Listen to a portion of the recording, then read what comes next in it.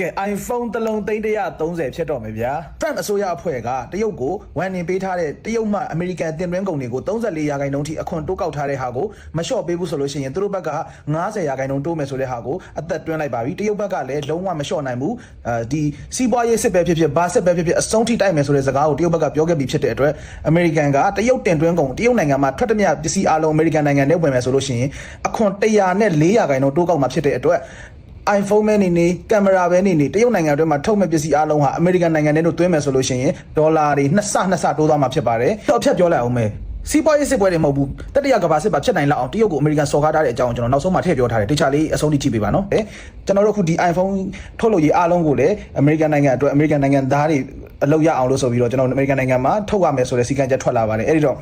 ဈေးတွေကတော့မိုးပေါ်ထောင်တက်တော့ပါမယ်။ American ဒုတမရဟာ live TV show ကြီးမှာတရုတ်နိုင်ငံကို peasant လို့ခေါ်လိုက်တဲ့ကိစ္စတရုတ်နိုင်ငံသားတွေအားလုံးကိုအစိုးရအားလုံးကိုဒေါ်လာထွက်နေပါတယ် We borrow money from Chinese peasants to buy the things those Chinese peasants manufacture. peasant ဆိုတာကစင်ရတာတောတာဆိုတဲ့စကားလုံးပေါ့နော်တရုတ်နိုင်ငံက peasant ဆိုပြီးမှသူတုံးလိုက်ပါတယ်အဲ့ဒီအတွက်စီးပွားရေးစစ်ပွဲကြီးပဲဖြစ်လာမလားကမ္ဘာစီးပွားရေးပြက်ကတ်ကြီးပဲဖြစ်သွားမလားဆိုတာတော်တော်စိုးရိမ်ရတဲ့အခြေအနေဖြစ်ပါတယ်